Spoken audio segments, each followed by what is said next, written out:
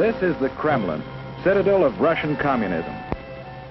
Looking at Russia, we might see it as a country to be studied, as we study other nations of the world.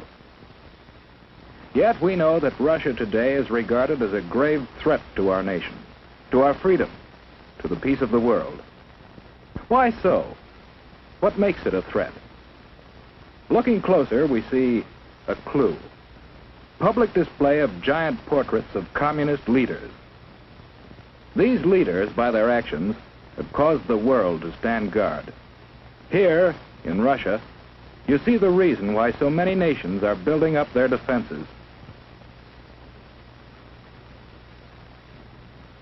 Here, in Russia, you see the reason why we are spending billions of dollars in defense production, why your family is paying the highest taxes in our history. The leaders of Russia tell us their only concern is the defense of their own nation. Is this so? Or are they ambitious for world conquest? Question. A question of communism. Ever hear of Karl Marx? In his mind, communism was born more than 100 years ago. He looked at the world and saw men as divided into two classes, workers and capitalists. In the Communist Manifesto, he called upon the workers, the proletarians, to rise up and overthrow their capitalistic masters. He cried, "The proletarians have nothing to lose but their chains. They have a world to win. Working men of all countries, unite." This was the promise and the challenge of communism. In Russia, the Tsar was the government. To support the wealthy aristocracy, millions of peasants toiled in virtual slavery. The Cossacks, dreaded police of the Tsar, enforced tyrannical laws. Here was fertile ground for the ideas of communism. For here, indeed, the people had nothing to lose but their chains, the chains of the imperial government. In 1914, the Tsar sent his troops into the war that swept Europe. For more than 2 years they fought. While at home, people suffered from shortages, brought about the despotism and corruption of the imperial government. The people grew rebellious. Only a strong army could sustain the Tsar in power. But revolution was preached on the battlefield, too, to an army broken with corruption. Inevitably, the Russian army surrendered. And with the defeated army returning under the banners of revolution, the imperial government fell and revolution reigned. The chains were broken, and in violence was born the government of the proletarians. But a government needs leaders. Ever hear of Nikolai Lenin? He was the first leader of communist Russia. Leon Trotsky was another. Lenin lived but a few years, and out of the vicious struggle for power that followed his death, Joseph Stalin emerged as undisputed leader. Here was a new face, but in the background was an old one, Karl Marx. He established the ultimate aim of communism as world revolution. And the rulers of communist Russia, while firmly establishing their authority at home, created an international organization to stir up revolution throughout the world. Communism was on the march. Stalin was in the Kremlin. But what of the people? The proletarians who had fought to win a new world. Their new world might look promising, but although the land had been taken away from the capitalists, the workers didn't get it. Under communism, virtually everything belongs to the state. The individual has little right to own property or to plan his own life.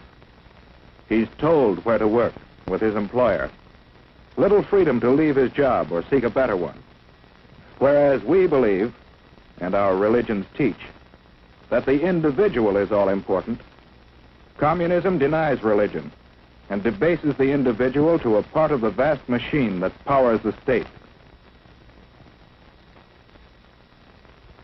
Children are taken early and molded to fit the machine. Here is no search for truth, The government writes the textbooks, and the children are taught to accept communism and their fate without question. The Kremlin runs all elections, and the outcome is always the same. If anyone dares to disagree, he's given a speedy trial without benefit of jury. Such traitors may be immediately executed or sent off to prison. The proletarians have nothing to but their chains. They have a world to win. Although the people of Russia gained little, the rulers gained mightily in power. They built up a giant war machine, looking forward to the day when their flag would fly over the entire world. Then came the rise of Nazi Germany, another power bent on world conquest. The two nations joined forces, and Russia, believing itself safe from aggression, launched an invasion of Finland and other neighboring nations. For the first time, the world learned that the communists were no longer waiting for world revolution, but were now resorting to outright military aggression to extend their power. After the Nazis turned on their former allies, we supplied Russia with immense quantities of military equipment to wage war against our common foe. And how did Russia come out of the war? In 1917, at the time of the revolution, Russia was already a land of vast area. Soon after the end of World War II, Russia had occupied many new territories, bringing additional millions of people under communist control, and serving notice that Soviet Russia was now a world power to be reckoned with. United with Russia in war, we strove to preserve that unity in peace. We helped organize the United Nations, in which the nations of the world have mutually pledged to cooperate in fostering world peace and progress. Andrei Gromyko signed for Russia. But in the first post-war Italian elections, the communists created disorder in an attempt to gain control of the government.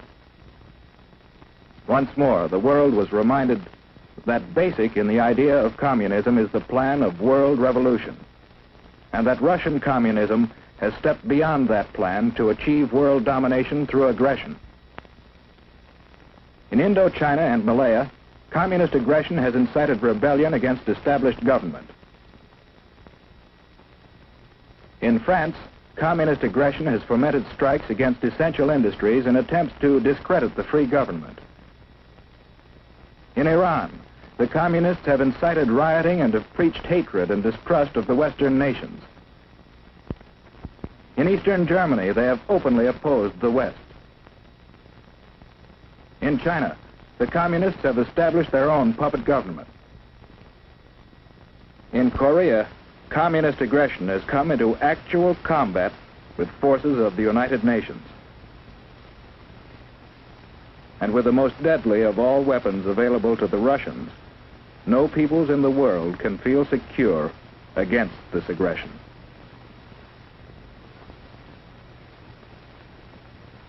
How are we meeting this challenge?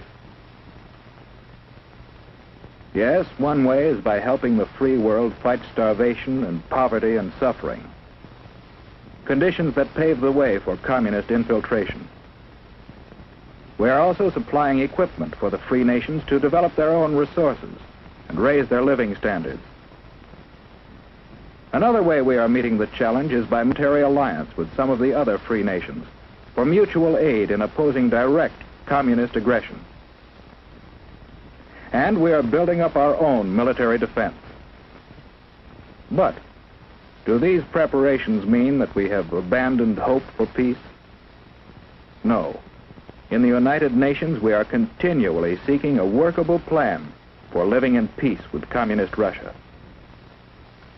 Because we want peace. But we do not want this. We believe in freedom. Freedom, born of the conviction that every person is a child of God and is therefore of supreme worth. For these people, for ourselves, for everyone. We want freedom, not tyranny.